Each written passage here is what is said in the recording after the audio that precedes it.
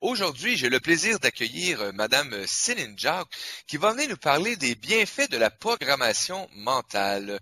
Allô Céline? Bonjour Mario. Hey Céline, enchanté de te recevoir pour une autre série web télé. En y allant tout de suite dans le vif du sujet, dis-moi Céline, quels sont les bienfaits de la programmation mentale?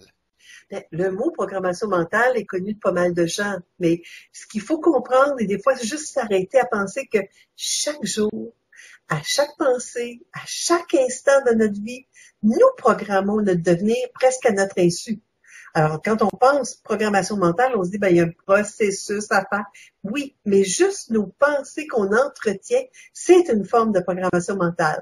Donc, certains d'entre vous savez depuis longtemps que les événements de votre vie n'arrivent pas sans raison et que ceux-ci sont sans contredit majoritairement influencés par notre attitude de pensée. Lorsque vous êtes triste ou malheureux, vous contribuez forcément à enregistrer presque de façon inconsciente la multiplication d'événements semblables qui vont confirmer votre sentiment d'être victime des circonstances, d'où la phrase « un malheur n'arrive pas seul ». Un malheur n'arrive pas seul, effectivement. Dis-moi Céline, y existe-t-il des moyens d'enrayer de telles circonstances défavorables? Oui, bien sûr, il nous faut pour cela faire l'effort de changer notre attitude de pensée. Mais voilà, hélas, il nous est infiniment plus facile de nous apitoyer sur notre sort et rendre tous les événements extérieurs responsables de notre état d'âme que de réaliser que tout part au fond de nous-mêmes. On n'est pas prêt à accepter ça. Je dirais même, Mario, que c'est une des choses la plus difficiles à accepter, que tout ce qui existe part de nous-mêmes. Mais c'est quand même la vérité quelque part. Effectivement, l'effet miroir que bien des gens veulent pas voir, ce beau reflet-là. Oui. Et puis, dis-moi, Céline, dans la même ordre d'idée, soit que nous acceptons le fait que nous bénéficions du libre arbitre de modifier notre attitude, mais dans ce cas, existe-t-il une façon, un truc, un outil susceptible de faciliter une telle démarche qu'on peut entreprendre? Je dirais que les sages spirituels diront que la méditation est un bon point de départ.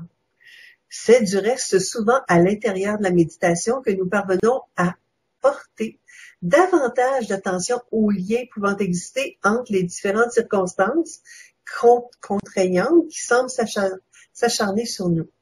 Ces circonstances et contraintes sont parfois issues soit d'une personne ne se comportant pas comme on l'aurait voulu, comme on l'aurait souhaité, ou d'un projet qui aboutit à un échec, ou encore d'un manque de confiance ou de courage qui nous retient de poser les gestes permettant d'atteindre nos objectifs. Donc, une fois que vous aurez en premier lieu éclairci l'origine de votre dualité intérieure, il sera particulièrement bénéfique d'utiliser la programmation mentale pour parvenir à influencer concrètement votre subconscient vers la concrétisation de vos désirs. En d'autres mots, si je dois le dire le plus simplement possible, quand on a une situation qui nous affecte, arrêtez de la ruminer, de la entretenir, de la nourrir, parce que c'est cet effet d'être tout le temps habité par ça qui nous aide pas. Donc, changer son attitude de pensée, comme je l'ai dit comme truc, changer son attitude de pensée, c'est peut-être juste essayer de se mettre dans les souvenirs de ce qu'on a aimé le plus pour amener nos émotions dans une autre dimension que celle de l'épreuve. C'est un peu ça. Effectivement. Puis dis-moi, Céline, quels sont ces prérequis à la programmation mentale? En fait, on pourrait dire qu'il y a 8 points de prérequis pour faire vraiment une bonne programmation mentale. Choisissez un endroit calme, sans bruit, de préférence, à l'abri des intrus, et de préférence dans une semi-obscurité. Donc, quelque chose qui ressemble un peu à quand on se prépare à dormir pour faciliter la tâche. Favorisez, si possible, la même heure du jour ou du soir, par exemple, avant de vous coucher, parce qu'une fois que vous allez avoir médité, ça va être bienfaisant tout le long de votre nuit. Portez aussi l'importance ou l'attention au fait de réunir les conditions favorables à un bien-être. Ça peut être prendre un bain chaud avant ou être assis dans un fauteuil confortable. Ça peut être dans un lit, sauf que si vous faites une programmation dans un lit, et c'est mieux de la commencer assise, puis de vous coucher ensuite, parce que si vous programmez quelque chose, vous aurez peut-être pas le temps de le programmer au complet avant de tomber endormi, vu que votre mental est habitué que quand on est couché, c'est pour dormir. Donc, portez des vêtements amples, confortables, gardez les yeux fermés et ne songez qu'à vous relaxer. Rendu à la 6e recommandation, pratiquez cet exercice à votre rythme durant une période de 10, ça peut être 20 minutes au début. Mais je fais une petite parenthèse là-dessus. Dans notre vie, qu'on court contre le temps, tout le temps, où est-ce qu'on va trouver 15-20 minutes pour méditer? C'est de plus en plus difficile. Fait que moi, je dis aux gens, quand vous êtes dans la douche, là, ben vous vous savonnez, puis vous laissez partir le savon. Alors, vos muscles deviennent plus relaxés parce que l'eau chaude a cet effet-là. Alors, il vous suffirait peut-être de 30 secondes dans ce décor-là pour relaxer et être en état méditatif. Des fois, 30 secondes, chaque jour, c'est mieux qu'un 20 minutes une fois par semaine. Alors, septièmement, à l'intérieur de cette période, vous alternerez les respirations normales avec 3 respirations très profondes. Et puis, huitièmement, ben, si le sommeil après votre demande vous gagne, ne luttez pas. Les premiers temps, c'est normal, votre organisme s'habitue. Les fois suivantes, vous pourriez refaire cet exercice en position assis, comme je l'ai mentionné, pour être sûr de pouvoir exprimer concrètement la demande que vous allez faire avant de tomber dans un sommeil réparateur. C'est pas rare que les gens me disent qu'ils ont rêvé de ce qu'ils avaient demandé, puis qu'ils ont rêvé qu'ils l'avaient obtenu. Preuve que la programmation avait fait la magie qu'il fallait. Ah, donc, se donner ce bon temps-là si précieux pour nous, peu importe le temps, mais de se le donner. Ah oui. Dis-moi, Céline, est-ce que tu peux nous parler du mode d'emploi de la programmation mentale? Oui. Alors, il faut juste comprendre avant que je vous donne la technique de respiration que notre mental, c'est un peu comme un appareil photo. Il capte tout, il photographie tout, il se nourrit de tout, mais il faut le mettre au repos. C'est le blablabla du mental qu'il faut calmer. Donc, une des meilleures façons, c'est de prendre une technique de respiration qui va oxygéner notre sang et qui va, qui va faire en sorte que on va créer une condition particulière. Donc, inspirez profondément 4 secondes. 4 secondes, ça peut paraître long, mais on peut y arriver à force de s'entretenir à le faire. Retenez cette respiration 4 secondes et laissez échapper l'air lentement comme si on soufflait dans une paille pour nous aider à faire un débit de plus en plus lent. Alors, ça fait quelque chose comme ceci.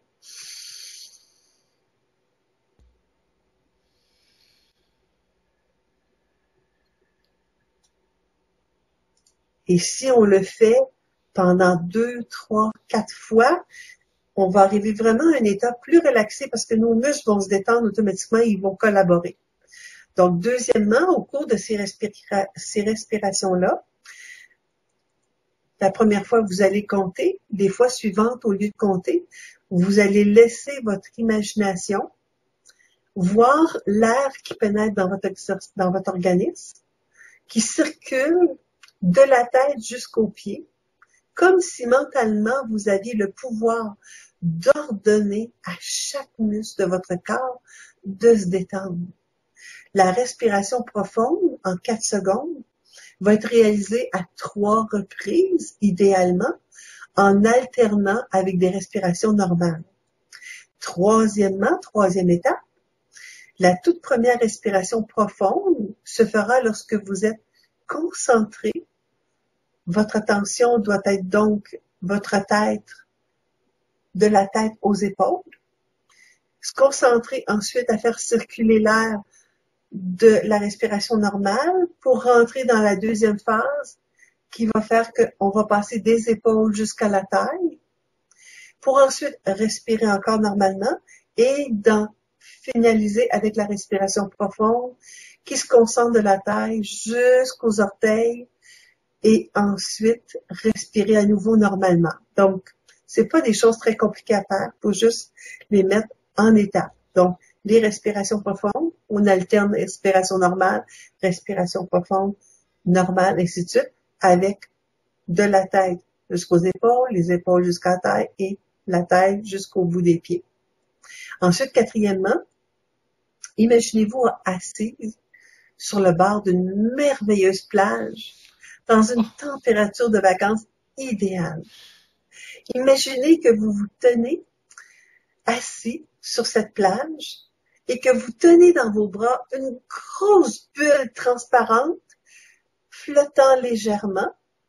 Cinquièmement, quand vous voyez bien cette bulle-là, placez à l'intérieur de cette bulle quelque chose que vous souhaitez de tout votre cœur, de toute votre âme.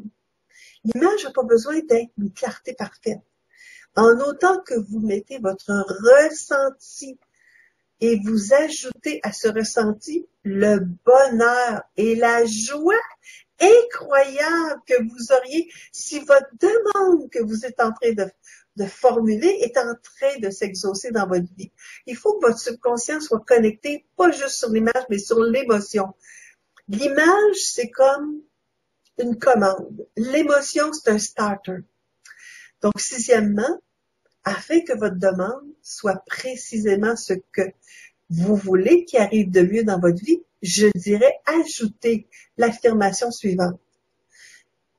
Que cela que je viens de demander, que cela me soit accordé.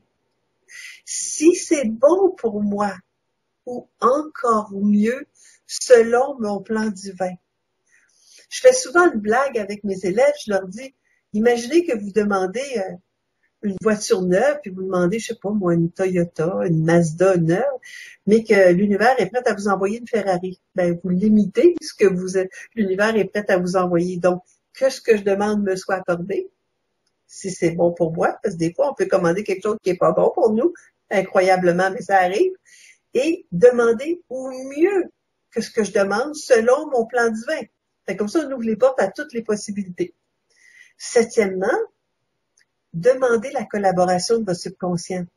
Conservez en mémoire que cette demande, il faut pouvoir l'activer chaque fois que vous vous répétez ce rituel jusqu'à la prochaine demande. Donc, une demande qu'on fait, on ne va pas en faire 10 comme avoir une meilleure santé, arrêter de fumer, perdre du poids. Oui, on a tout un petit peu des demandes spécifiques comme ça, mais prenez-en juste une, mettez-la dans votre esprit, donnez-lui vie, comment vous sentiriez si vous l'auriez réussi, puis faites-le 21 jours. Ça, c'est la 8e étape. Faites-le pendant 21 jours et vous la laissez partir vers le ciel. Moi, je dis faites-le avant de vous endormir.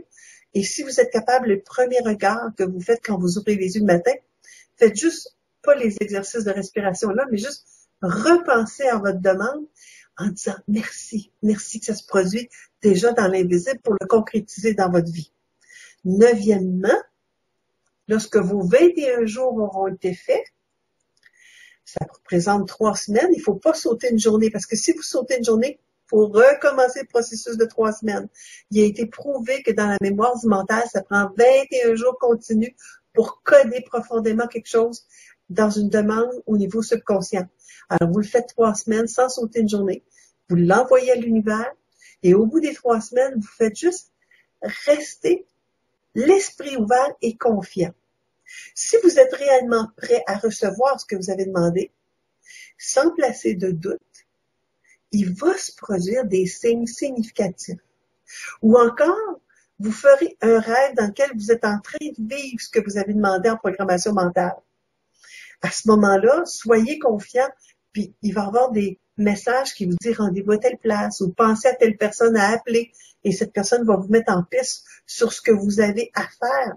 Donc, la programmation, c'est faire notre commande, puis après, notre intuition, puis notre ange gardien qui nous souffle à l'oreille des petites idées, lui, il met en place ce qu'il faut pour prendre le chemin pour aller les chercher. Alors, dixièmement, considérez le signe que vous avez eu, ou le songe, ou le rêve, comme étant la preuve que votre subconscient travaille déjà activement sa réalisation, comme si on vous dit la commande a été reçue en haut, de façon concrète, dans l'univers. Restez confiant, confiante, et n'hésitez pas, et ça c'est très important Mario, n'hésitez pas à poser un geste histoire d'activer votre foi en la prochaine réalisation. Le geste devrait être posé. Celui que vous avez à poser va vous venir par intuition. Je donne un exemple. Quelqu'un qui cherche la maison de ses rêves. Ça m'est arrivé quand c'était mon cas que je cherchais ça. Et je suis allée dans un magasin et je suis tombée en amour avec un super beau lustre suspendu qu'on peut mettre dans une entrée. Et j'ai fait un acte de foi, j'ai acheté mon lustre. J'ai dit, la maison va venir, j'ai déjà le lustre pour le mettre à la bonne place. Alors, c'est comme une façon de dire à l'univers, je crois tellement que tu vas me l'envoyer que je pose un geste concret que ça va se produire. 11e, comme je l'ai dit tantôt, on ne fait qu'une seule demande à la fois pour 21 jours. On l'envoie dans l'univers, on écoute les signes, puis on peut, si on veut, repartir. On va se donner un petit séjour de différence et à la même date, le mois suivant, on peut enclencher une nouvelle demande. Même si la première n'est pas encore exaucée à 100%, on pourrait programmer autre chose.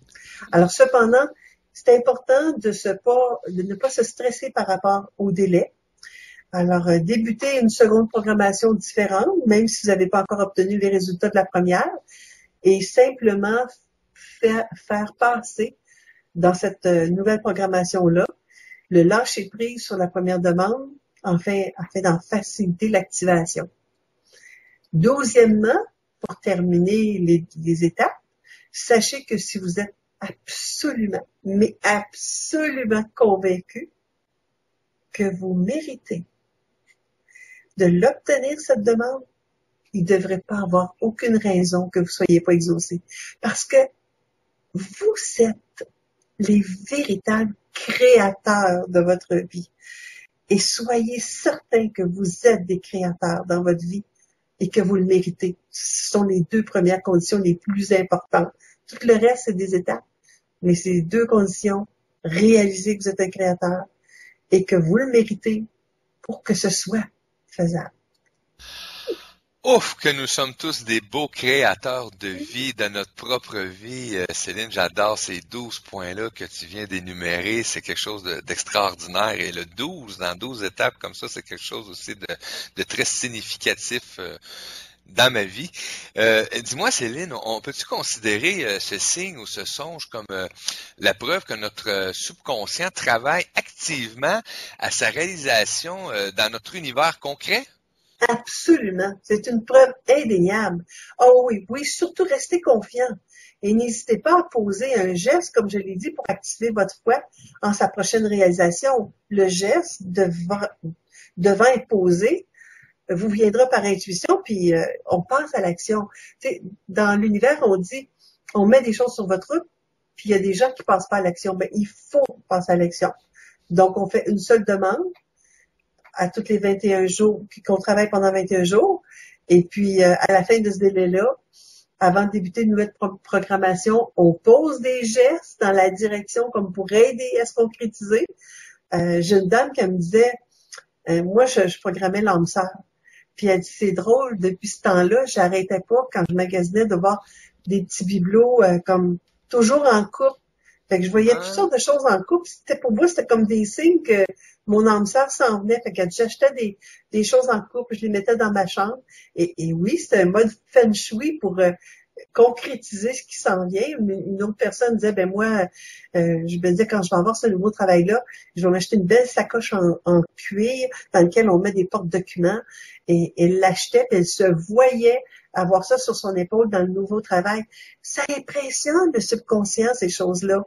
Puis surtout, si on met l'émotion de joie, que ça s'approche. Alors, le subconscient, il fonctionne comme ça, par image et par émotion. Donc, quand on a des signes, là, des fois, on va avoir des signes qui sont pas tout à fait déterminants, mais qui s'approchent. Comme j'avais eu la maison que je trouvais intéressante, et finalement, un acheteur avait passé avec une offre d'achat plus supérieure à la mienne, puis ça n'avait pas été celle-là. Mais ça ne veut pas dire que ça approche pas. Il fallait rester confiante, même si c'était quand même des signes que ça approchait, puis que la bonne, et puis j'étais contente parce que par la suite, la bonne était bien meilleure que la première que j'avais vue. Le lustre, il va mieux. Elle est en plein, ça. Donc, pour te terminer sur ta question, sachez que si vous êtes convaincu de mériter l'obtention de votre demande, il n'y a aucune raison que vous soyez pas exaucé. Encore une fois, parce que oui, on est les créateurs de notre vie. Effectivement. Mais dis-moi, Céline, mais qu'est-ce que je peux faire ou qu'est-ce qu'on peut faire lorsque certains d'entre nous, y compris, je peux me rentrer dans cette catégorie-là avec le rythme de vie que j'ai actuellement, qu'on rencontre des difficultés à nous détendre? Ouais. Et puis, on peut avoir aussi des difficultés à croire que c'est possible ou que c'est accessible, comme si ce qu'on demandait était trop beau. C'est pour ça que je dis que être convaincu de le mériter occupe beaucoup d'importance. Donc, il est toutefois possible que certains d'entre nous puissent rencontrer des difficultés à se détendre sans outils facilitateurs. Alors, dans un tel cas, je vous recommande fortement l'utilisation d'un CD. Moi, j'en ai créé un pour aider les gens peuvent en prendre d'autres aussi. Mais l'avantage du CD Harmonie pour ta vie, c'est que lorsque je l'ai enregistré, j'ai mis le timbre alpha. Puis c'est quoi le timbre alpha? C'est la vibration d'onde sonore qui est celle que le cerveau utilise lorsqu'il est en train de s'endormir ou quand il est sur le début de son réveil. Quand les ondes du cerveau, ils font ça comme ça. Quand on parle, quand on est détendu, ils vont faire des cercles comme ça. On rappelle des moniteurs cardiaques, en autant que ça fait pas ça, parce que là, ça fait pas fort. Hein? Et le plus intéressant, c'est que le rythme particulier des ondes alpha, eh bien, moi, j'ai pris ma voix pour donner le son qui correspond à ça. Donc, ça fait un son très bas, très profond. Ça fait quelque chose comme ceci. Installez-vous confortablement, jambes et bras décroisés. Je vous assure qu'en dans 17 minutes, vous tombez endormi. Moi, j'ai vu des gens Fais-moi pas ça pendant l'entrevue. Écoute, j'ai donné une conférence là dans un auditorium où il y avait une centaine de chaises, mais on a eu autour de 170 personnes. Fait qu'il y avait la moitié des gens qui étaient debout, puis ils s'étaient mis en cercle autour de ceux qui étaient assis pour pouvoir écouter la conférence. Et quand j'ai fait cette détente de 7 minutes, à la fin, je te mens pas, Mario, là, j'ai des gens qui ont fait ça, debout. Ils partaient debout, puis je disais, wow! Preuve que la voix, lorsque le thème est au niveau alpha, le niveau parfait parce que le rythme cardiaque et les ondes vibratoires du cerveau, quand ils sont en harmonie, là, on est dans l'éclairage parfait pour que la programmation fonctionne. Donc, moi, j'ai créé un petit CD qui est très facilitant à cet égard-là. Je peux te montrer la pochette. Tu me diras s'il y a trop de lumière parce que je sais pas trop, là. Si jamais on n'est pas capable de trop la voir sur l'enregistrement vidéo, ça va nous faire plaisir de la mettre aussi à la fin bien posée, car on a beaucoup de reflets actuellement. Oui, mais comme ça, tiens. OK. Et puis, je vais t'ajouter comme information qu'à l'intérieur, tout ce que j'ai dit dans les étapes de programmation mentale sont déjà inclus dans un petit feuillet. Moi, j'ai préféré investir un petit peu plus à l'intérieur pour que les gens aient un outil tangible qui va être vraiment conçu. Et cette voix que je vous avais entendue quelques secondes, elle a comme son arrière les vagues de la mer, un peu de mouette à l'horizon. On a vraiment l'impression qu'on est sur une plage, là. Moi, j'ai des gens qui me disent qu'ils l'ont apporté à des gens sur un petit Walkman à l'hôpital pour qu'ils puissent l'écouter, se relaxer et programmer leur santé. Et en tout cas, le nombre de témoignages de gens que ça a fonctionné puis qui ont atteint des beaux objectifs, ça fait beau à voir parce que ça me confirme que c'est un outil qui a sa place. D'autant plus qu'il n'y a pas juste ça. Il y a un aspect dans le CD qui va faire la programmation, mais l'autre aspect qu'on trouvera pas dans aucun CD, c'est que le mien, en tout cas dans les CD de relaxation nécessairement, c'est que il a une montgolfière qui change de couleur avec la couleur successive de chacun des chakras et une note de musique très précise qui s'adresse à chacun des chakras. Donc, on fait une ouverture énergétique des chakras dans cette détente-là. Et on a aussi une partie qui peut être utilisée pour se booster le matin pour aller faire sa journée de travail. Donc, je pense que c'est un produit qui a été vraiment très étudié. Puis j'ai la chance, Mario, que j'ai des thérapeutes, énormément de thérapeutes qui utilisent mon produit. Parce que c'est certain que tu es au courant que j'ai fondu uniquement avec la volonté de 164 livres. Et je dis exprès le mot Oui. fondu plutôt que avoir perdu du poids, parce que ce qu'on perd, on veut le retrouver. Donc, j'ai fondu de 164 livres. Et sans l'appui de mon CD de programmation, je ne sais pas si j'aurais tenu le coup, parce que ça m'a pris à peine 16 mois. Puis les gens me disent tout, c'est bien, quand tu perds du poids vite, tu le reprends. Pas avec la programmation. Tu sais? Alors, je suis arrivée à des résultats, mais ça a été mon outil le plus aidant, si je peux dire. Ah, c'est Céline, les bienfaits de la programmation mentale. C'est super intéressant. Merci. Ça m'a fait plaisir. Ah, et dis-moi, Céline, à quelque part, comment nos auditeurs doivent-ils procéder pour se procurer ce merveilleux CD-là que tu viens de nous parler et que j'ai hâte d'entendre, mais je vais faire attention pour pas faire ça il va falloir vraiment que je prenne le temps de faire ça tout seul retiré, car moi, je suis facilement, boum, avec Oui, des ben, en voix tout cas, d'alpha. c'est certain, Mario, que c'est pas un CD qu'il faut écouter dans la voiture, là, parce qu'on s'entend que c'est pas du tout l'environnement qui convient. Mais les gens ont juste à aller sur mon site web, www.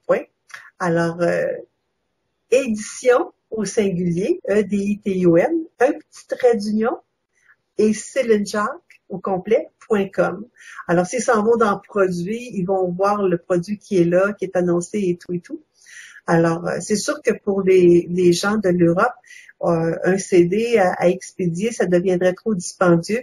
D'ici la sortie de ton émission, je vais essayer de faire des efforts pour voir si je pourrais pas condenser ce produit-là en fichier MP3 pour qu'on puisse le vendre par cette manière-là. En tout cas, je vais travailler fort à trouver le moyen de le faire pour nos auditeurs qui sont et on pourrait presque dire téléspectateurs, puisqu'après tout, on est en vidéo, Oui, qui effectivement. sont de l'extérieur du Québec aussi pour qu'ils puissent l'avoir.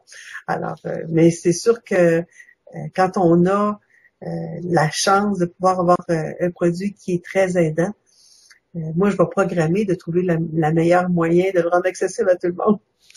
Ah, la programmation mentale, Céline Jacques, encore une fois.